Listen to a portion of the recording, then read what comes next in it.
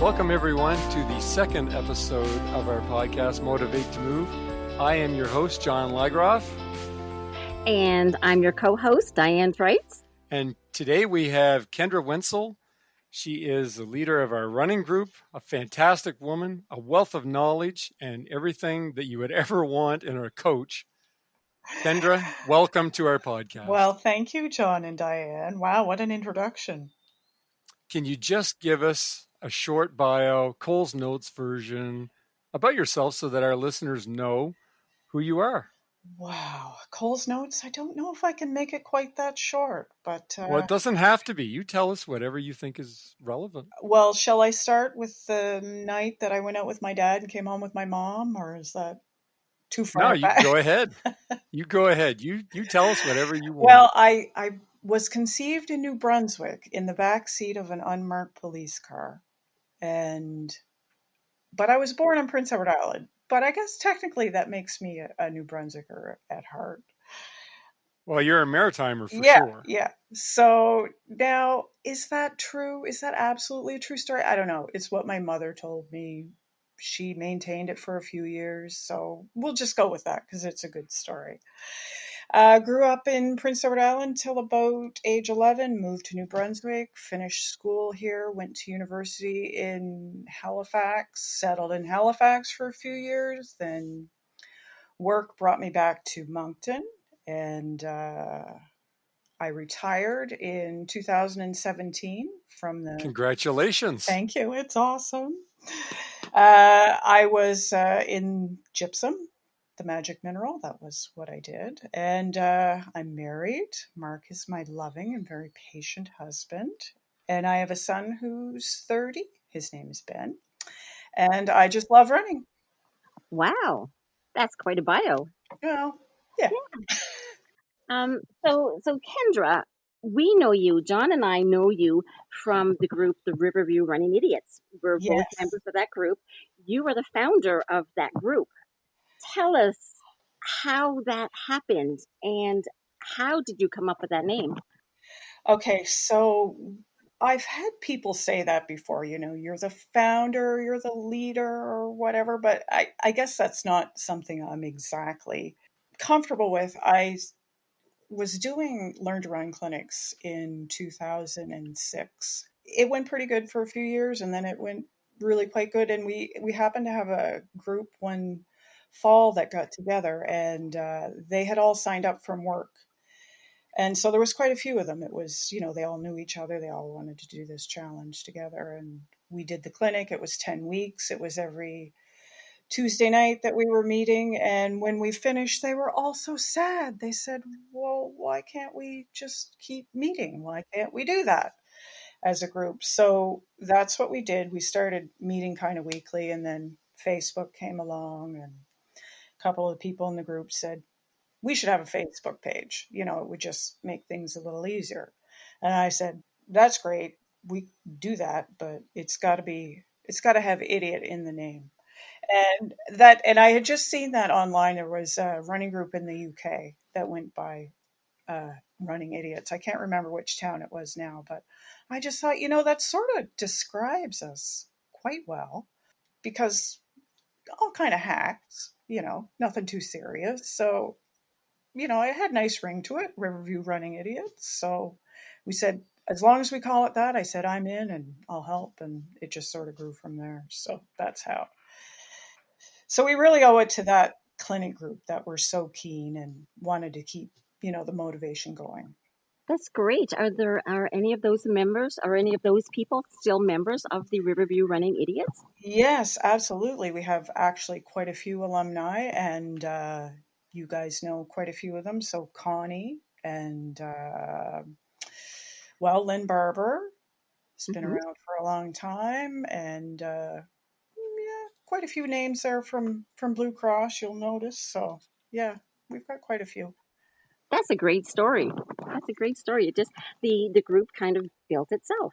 Yeah. And of course, Facebook was not the greatest for groups. Back then they had group pages, but they didn't have sort of the functionality that they have now, which is really so much better. So it does help with, getting those get-togethers going, getting everybody excited about running, stuff like that. I think the Facebook group, the group Facebook page, has really helped to grow to help with the growth of the group. Yes, absolutely. For sure. Yeah. I mean, who doesn't want to belong to a group called the Riverview Running Idiots? I know. That's what attracted me. When I heard about this group called the Running Idiots, I'm like, I need to belong. I need to be there. Yeah, you're like, these are people I need to know. This is These my are my tribe. yeah, these are my people. Yeah. And I must say, the very first night that I went, I didn't know anybody, and nobody knew me, but everybody welcomed me as if I was one of them. Oh, good. You've been around for quite a while too, so I came on board with the group around late summer 2014. yeah. So that's right near the beginning. It's yes, for sure. So say I'm a new person to the running community. I want to start running, or maybe I've tried a few runs and I come up to you and I say, Kendra, can you give me some advice? Maybe something I should try or not do or be concerned about as I start running? What should I do? To help you be successful? Yes, to help me be successful, achieve my goals. You don't have to feel like doing the thing to do the thing. In other words, motivation is kind of overrated. If you sit around and wait until you're in the mood to do something, you may be waiting a long time because your mind is kind of flighty and not 100% reliable. Your mind has a way of arguing with anything that you're not 100% comfortable with. So, don't wait. Just get up and start doing the physical things that are required in order to do the thing that you should be doing. So, put your running clothes on. You still don't have to run. Just put your clothes on. Put your shoes on. You still don't have to run. Just put your shoes on. Get your water bottle ready. Put your watch on. Go outside. You still don't have to run. Just go for a walk. But you know what? You're going to run and you're going to feel great after you do it. Because I can't think of too many runs that I was like, nope, shouldn't have done it. There's been a few, but not many. That's fantastic advice. And one other thing I'd say is that there's value in shitty work and just showing up. Sometimes we go out and it's not great. There's value in that. You know, you went out, so you had to walk extra or you couldn't go as far as you wanted to, but there's still value in that. You showed up. Showing up is a lot of the battle. So It is. yeah. It's a great point. So you say that this group started as a result of a Couch to 5K. Right. How many clinics have you offered over the year?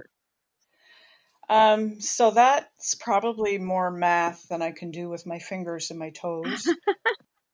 So, but I started in 2006 and we did about 2 or 3 clinics a year. Okay. I'm going to say about 2 clinics a year. So, yeah, 20, 25, something like that. And how many people on average are in one of the groups? So it really varies. We've had clinics that have had up to 30 people in them, which were really too I much. can remember some of those. Yeah, and then we've had groups that have been as small as 6 in them. Yeah, and I really like those small groups because it's a little more intimate and a little more one-on-one. It seems if you start with a group of 10 or 12, it seems to be exactly the right amount of people to pair up and Hmm. sort of talk and stuff like that. But most of the time, we do lose a lot of people during the 10 weeks. On the one hand, 10 weeks isn't that long of a time, but on the other hand, it really does require a commitment that, some people really struggle with. So we do have a quit rate of about, I think, 50%. Do you believe that the 10 weeks is part of the reason why a lot of people do drop out, or that 50% ratio do drop out, or is there some other reasons for I that? think the main reason is that it's a really difficult thing to do. When you've been running for a while and you kind of look back to your first 5K, you're like, well, geez, that wasn't that bad. But it's really a big deal. And they do advertise it as a couch to 5K, which is, I'm not a huge fan of that. It's got a nice ring to it. But a lot of times, the people that have had the most success are people that have been walking, and sort of want to take it a little further and ramp things up for them. So it's very difficult. It's a long distance in a short amount of time if you haven't been very active, or are struggling with some other issues, maybe weight or some health issues or age. So it's a very easy thing to sort of give up. Your mind really doesn't always want you to go to that uncomfortable place. Life sometimes gets in the way. So I think another part of the problem, I don't know if this has to do with so much the clinic portion, but I think a lot of people really struggle with the weather. And if you take a run clinic in the fall and you finish in December, and your next options are running in January, February, and March, that's extremely difficult for a new runner. A lot of people don't make it. It's a lot. It's extremely difficult for me now, for goodness sakes. I think the weather is definitely a factor. Yes, all the seasons too. So for sure. So I can certainly understand how people would stop doing it. Yes. And you have had a lot of members complete the program and go on to include running in their everyday life. They've become runners, and they continue to run summer, winter. Yeah.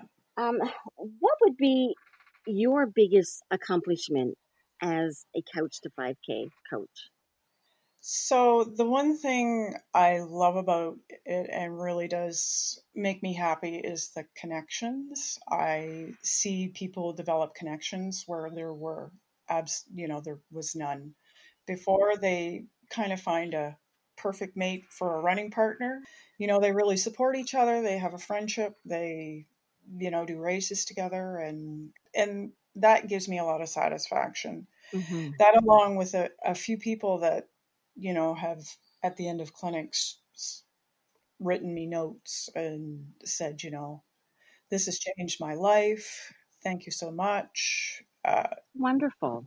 Yeah, that is really wonderful on the one hand. And then, but I don't feel 100% comfortable with taking credit for that, because everybody that sort of shows up at the clinic already has their why, and I just sort of show them the how. And, it's to convey to people that, I'm not with them at the race when we do our 5K. I'm not there. You're dragging yourself across the finish line. I'm there to see your little shiny face at the finish, which is wonderful. But, you really have to do the work. You have to put it in. You have to find your motivation. I don't live with you. I can't call you every day and tell you to do your practice. So, I do appreciate them saying that. It does make me feel good. And then, on the other hand, you got to think about the people that didn't make it, didn't cross the finish line. Well, then I have to take responsibility for that too. So, it does feel good. Don't get me wrong, but yeah. So that obviously motivates you to keep on doing the Couch to 5K and perhaps to keep on running. Is that correct? Absolutely, because there's been times when the clinics have been coming up and it's just been like, geez, this is going to be a rough go because weather or something, and because it does get tough if we have a summer clinic too. But then I just think about their little shiny faces And at the end, and they're so happy, and I just think, they're gobsmacked that they could do it. And I remember how I felt when I did my first 5K, and I was like, oh wow, I'm an Olympic athlete. it is an incredible feeling, isn't it? To Yeah, complete because your first 5K. And I know I'll never forget mine. And when I see these people complete the first 5K, it takes me back to when I completed it. yeah, And I'm just, I just get goosebumps watching them because it just recreates that memory for me. yeah, And it's such a huge, huge accomplishment for them. I want that for them. Can you go into that a little bit more, Kendra, and just kind of give us a little bit of your running background? Like, how long have you been running anyway? And What on earth motivated you to start? Well, I probably have to thank my mom. My mother was always very fit. I was an overweight kid. No way. Yes, I was not athletic at all. Hated gym. Failed phys ed in grade 10. Yeah. Is it But possible to fail phys ed? yeah, they had a written test at that point, so Oh, okay. yeah. But mom was always very fit, and she always encouraged people to be fit. And mom was one of the original dork walkers at Champlain Place at the mall. And later, even into her 70s, she did better balance and she did yoga. She convinced me to walk across the Confederation Bridge when it first opened. Oh, wow. Yes. That would be really Yeah. cool. Very Yeah. interesting. So, because I was, Mom, that's like 13 kilometers. I don't think we can do that. And she's like, Yeah, we'll do that. So, of course, she, even though I wasn't very athletic when I was young, I did have, I did see her doing things. And then I got a little older, I got a little lazier, I had a baby, I had baby weight and, desk job and just kept putting the pounds on. And, but always I had her sort of in the background doing her thing. And so eventually I joined aerobics at Parks and Rec. And again, somebody very inspiring, my aerobics instructor. She was just a very fit person, a very upbeat person. Jenny Hendy, I don't know if anybody knows her, but Yes, I know she, her. yeah, great attitude. Yeah, Great gal. just very inspiring, and her attitude about fitness and how she interacted with people, especially people in her class. And so I did that for quite a few years, and then, they offered a Learn to Run program at Parks and Rec for the first time, because it was when running was kind of probably really, really getting popular. I saw that and I thought, oh, geez, I don't know. And then I kept seeing people around my town, and it was like they were running and they were at stoplights jogging on the spot. And I was like, what is wrong with those people? And and I would see them and it would be like -20 out, and I'd be driving to the store and I'd be like, there's got to be something to it, because why? And I went back and forth. I went back and forth. I was registered for a class that was on the same night as the Learn to Run, and I thought, well, I have to try it. And I thought I would try it, and I did. Again, on one of the first few nights of practice, which I probably almost threw up the first night. I was so nervous. And of course, everybody there was. And there was a lady I knew there from aerobics, just ever so slightly. And she came up to me after we had done our first class, and she put her hand on my shoulder, and I jumped because I was not a touchy-feely, huggy person back then. And she's like, why don't you call me? We'll do our practices together. And That's a great, great story. yeah. So, and it's before, texting and any of that stuff. So I'm like, okay, gave her my phone number, and then we did our practices together. And, her name was Michelle Ronan. She was my running partner for quite a long time. Without her to get me through that first winter, because I did take the fall clinic, and we ran all winter together. And if it wasn't for her, I don't know if I'd still be running or not. You know. Yeah, there is something about accountability, isn't there? If you tell Yes. somebody you're going to join her at a certain time to run, then you're going to be there. Yes, absolutely. And I thank goodness that we didn't have texting at that time, because there were days that I was sitting in the parking lot where we were meeting and it was snowing, and I hope she doesn't show up. I really don't feel like running. And she always showed up and I always showed up. After, we never regretted it. We never regretted it.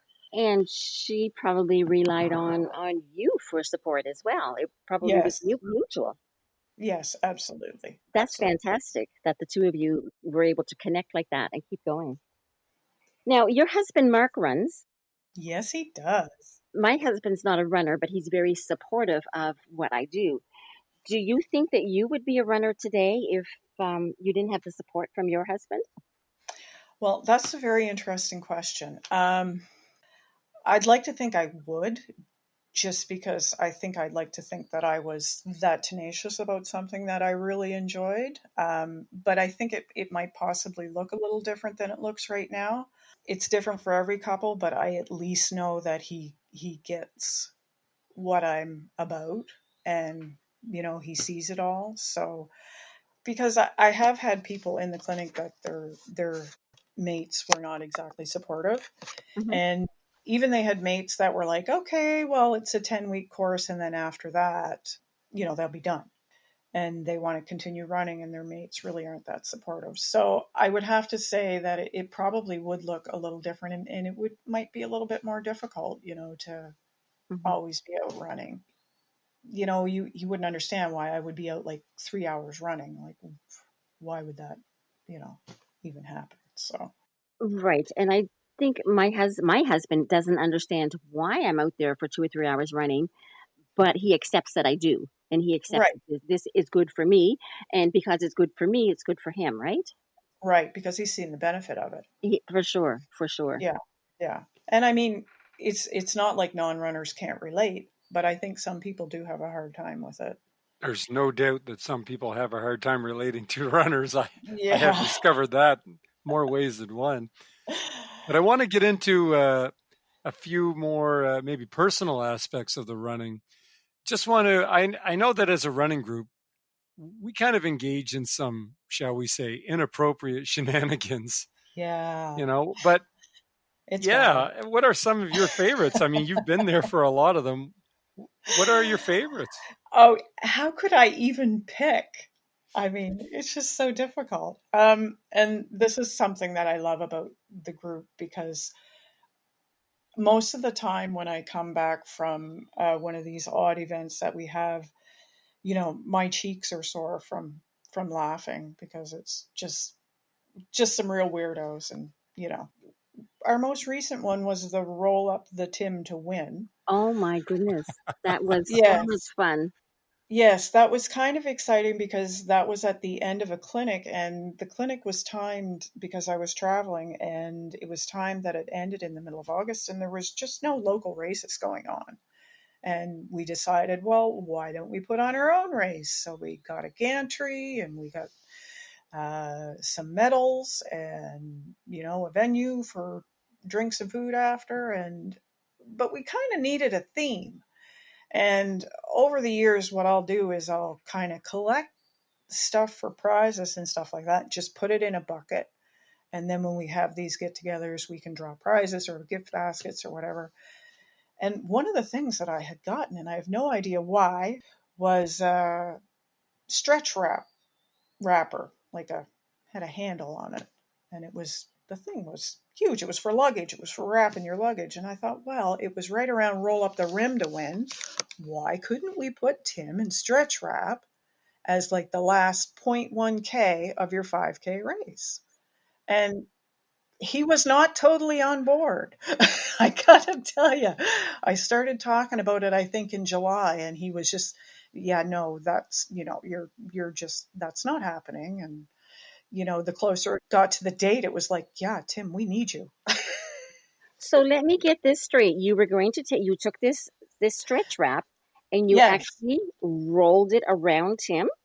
Yeah. You So wrapped up Tim. as you came, as you approached the finish line, Tim was there, and you had to run around Tim while stretch ramping him to get your 5K. That's So, unreal. yeah, it was kind. Tim is a great guy. He must have a great sense of humor.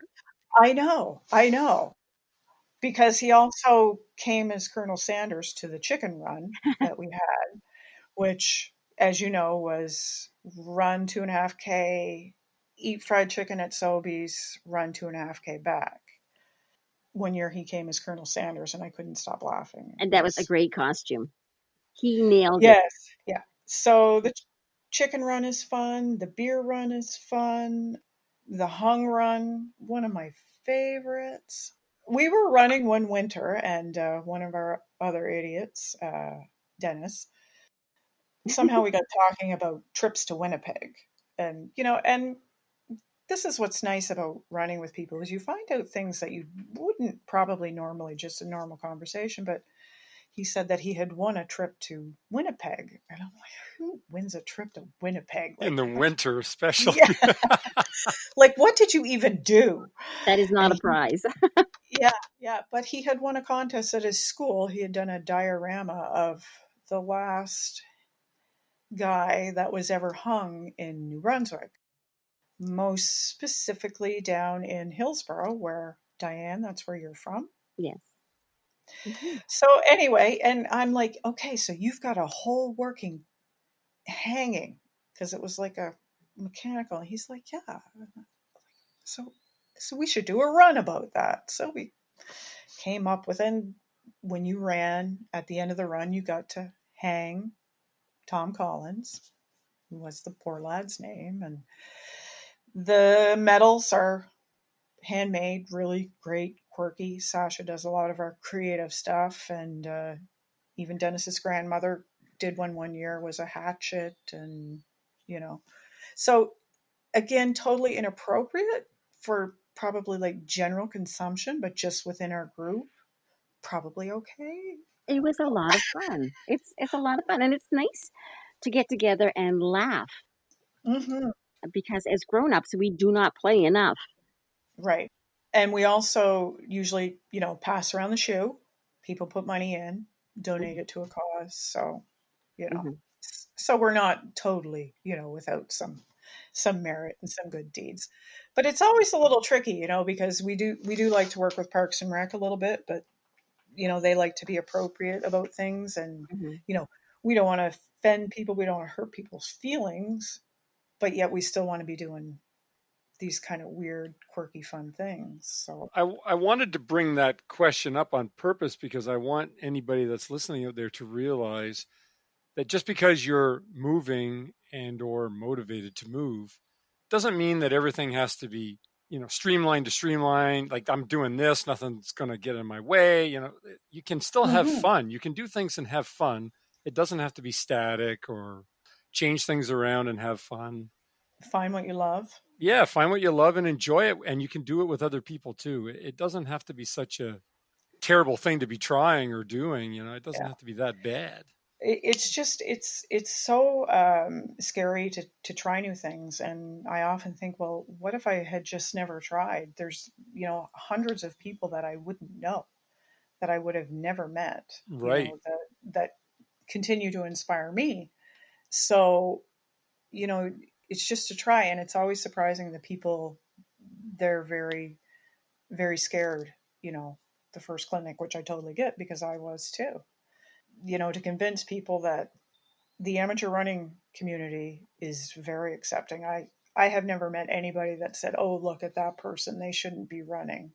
We've had a ton of people take the clinic that have, sort of things that they're dealing with that we aren't even aware of, that underlying medical conditions, situations at home, really tough things that looking at them, you wouldn't know. But everybody's sort of fighting their own battle for different reasons. So, And while you mention medical conditions, I would like to point out to anyone that's going to try or start out any type of an exercise routine or running routine to please go see your doctor first and make sure that it's okay.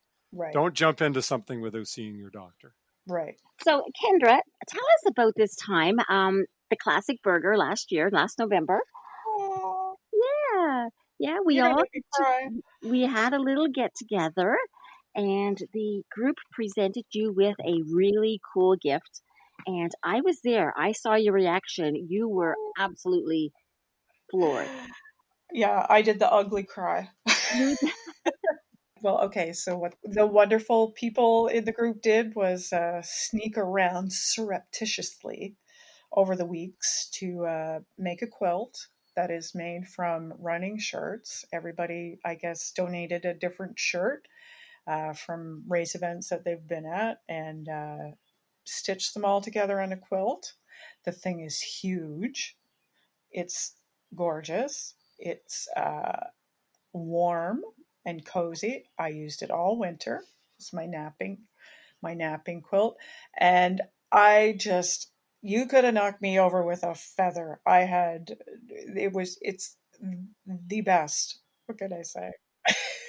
So yeah, I was that shocked. I was like, oh, and it's so beautiful. Such a thoughtful gift. Thank you so much. It would have been fantastic if we had told Kendra that that was for someone else Oh, and then no, I gave would have it been to her. heartbroken. And that was the dinner that we had at the end of our November project. Just to switch gears up a little bit here, this virus that we have going on right now, tell me, how has that impacted the Riverview Running Idiots as a group? So as a group, it's been pretty quiet. In the beginning, we were still getting together in March. I think the last kind of weekend group run we had in It was mid March. mid March. Yeah, John won the toilet paper. So I did and used it. yeah, good. And I think around that time, people were just starting to really wonder and talk and question and consider and think about things. And I think after that, most of us decided it probably wasn't a good idea to meet up for group runs. I know people were still meeting up in their small groups, which was great, but not a time to be promoting get-togethers and group runs. And yeah, Absolutely. and I guess further that March went on, the quieter things got, and it's been pretty quiet. People are, well, summer's always kind of a gong show for running anyway, because a lot of people don't do a lot in the heat. Um, and there's vacations and stuff like that. So it's been quiet. Um, Everybody really respectful. Everybody's got something different going on as far as their level of anxiety about it, and their level of comfort being with you know 2, 3, 4, 5, 6 people. So we've all got different opinions, and everybody's been really respectful of that. So I've had a few people say, message me and say, hey, is it okay if I do post a run on the page? It's like, well, yeah, you do what you do, you do what you're comfortable with. And if people want to come out, they will. And if they don't, they won't. So And I think nobody wanted to be that first person to post a group run. yeah. Just sort of questioning, is this the right thing? Just wait and see, is it the right thing to do? I was doing solo runs and I could feel, because there were so many people out walking, and I could feel the tension in the streets. It's more relaxed now. You don't feel that much of the vibe. As a runner, you kind of change your habits, don't you, to meet the situation. You got to think about things. You don't want to be dehydrated, but you don't want to be sloshing around there like you've got a swimming pool attached to you or something. So, The old dreaded swimming pool attached to your chest routine as you're trying to run 5K up a yeah, hill. that's right. Very difficult. How has the virus affected your personal running now that we're more months into this and things have eased up somewhat? Has your personal running got back to what it was before this whole thing, or did it really never change? Or could you elaborate on that somewhat? It's a very interesting question. So there has been a lot of solo runs. I got sick of my music because I was listening to music so much. Well, now you can listen to our podcast. There you go. I switched over to CBC.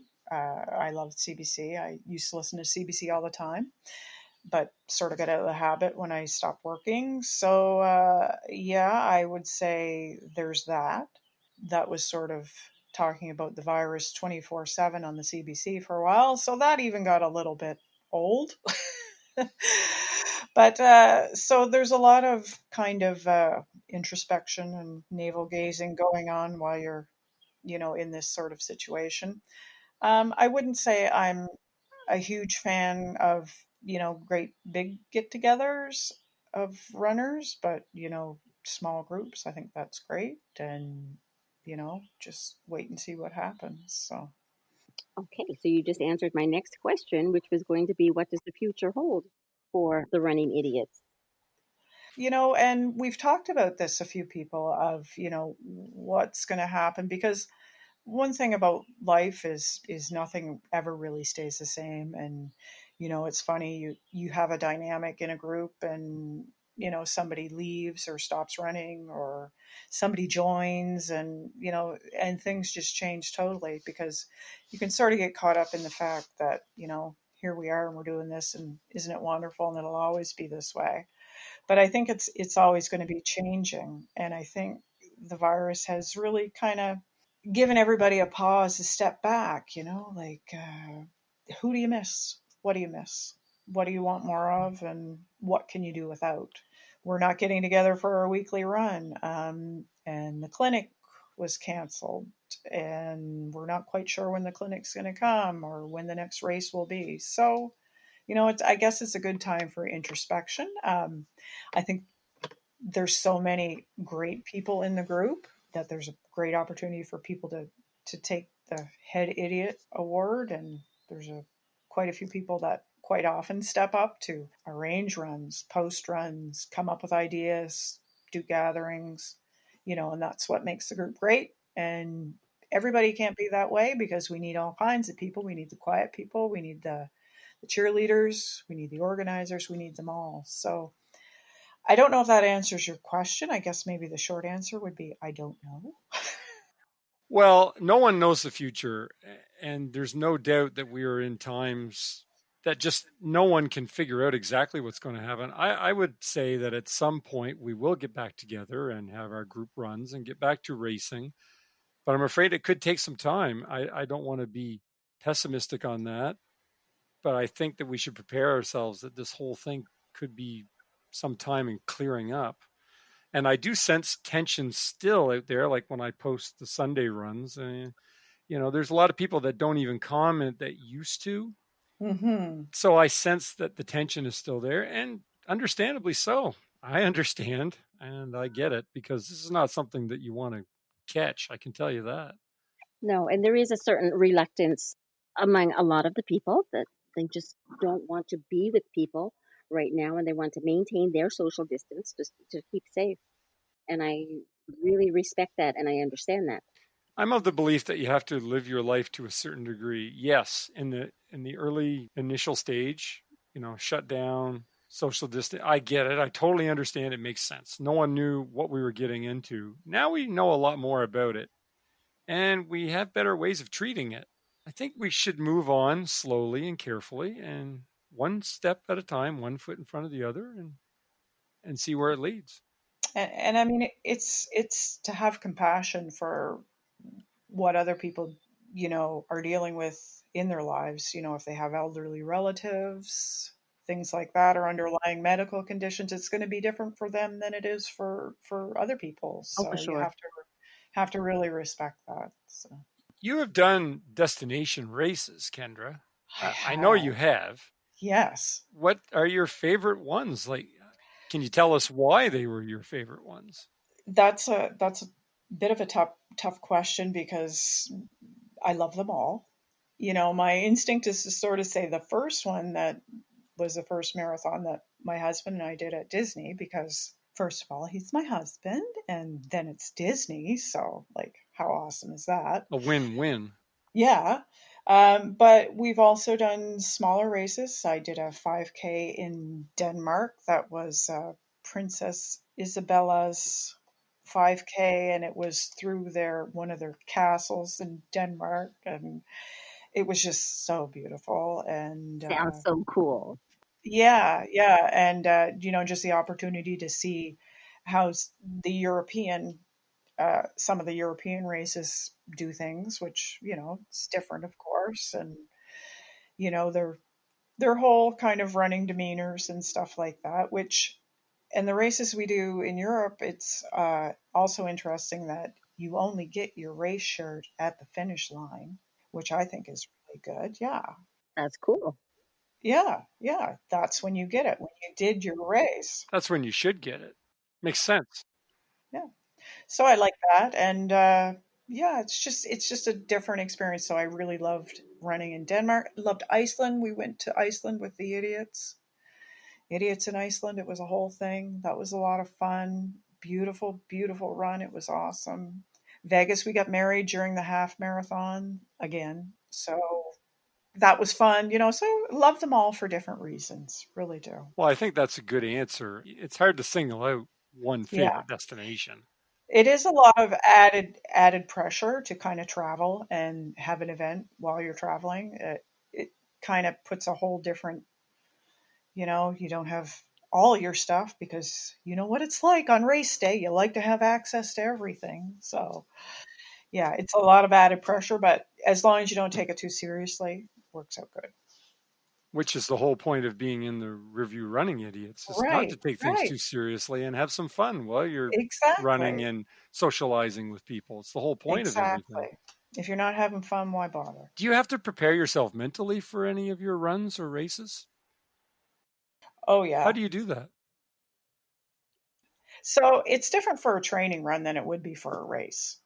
I think a lot of times for races, I'm kind of a high strung individual, so I'll be really feeling the nerves and the stress and run into the bathroom and checking everything and recheck and check and check and check and stab yourself in the leg with a safety pin 4 or 5 times, putting on the bib. I've done it before. Uh, yeah, and I have to kind of reframe that. It's like, okay, you're not nervous, you're excited, and it's good to be excited because when you stop being excited at the start line, maybe it's you're on the downhill.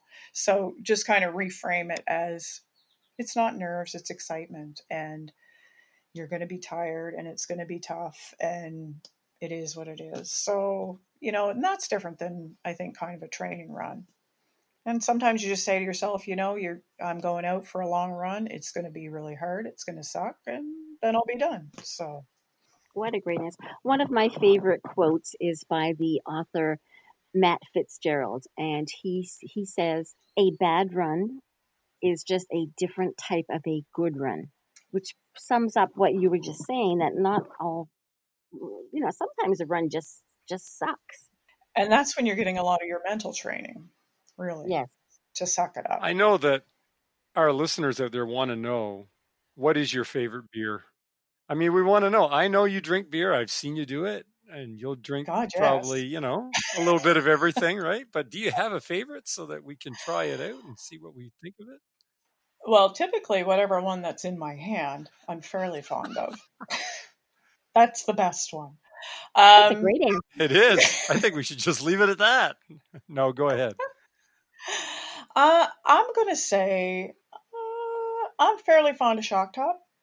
So, and ice in my beer because I'm kind of a lightweight, so I like to water things down. Never, ever, ever pay money for a light beer.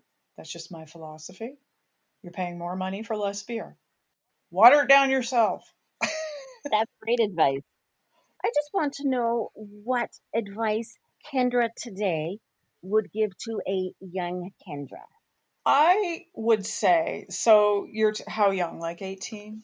What does 18-year-old Kendra need to know that today's Kendra can tell her? Go towards the uncomfortable conversations and the uncomfortable situations.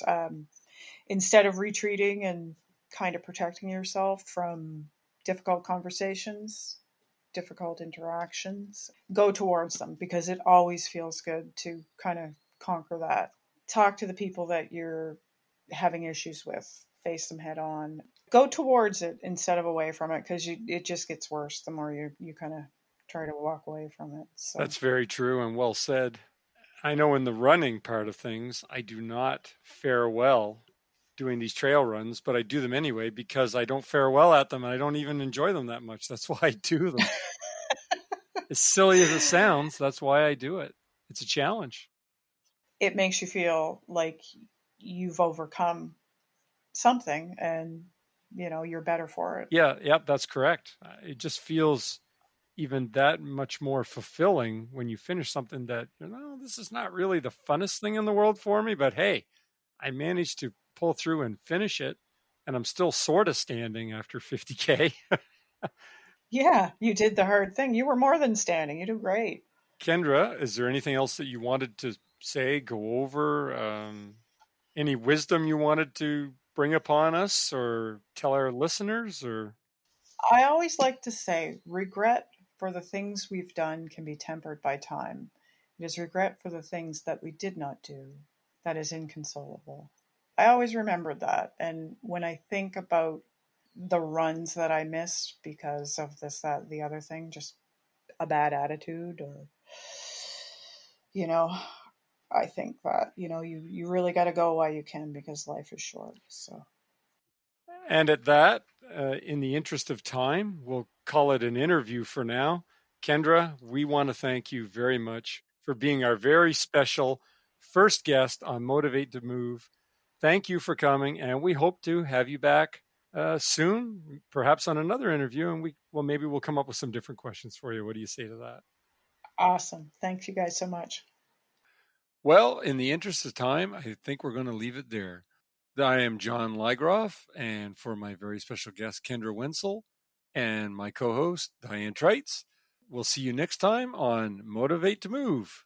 Thank you for listening.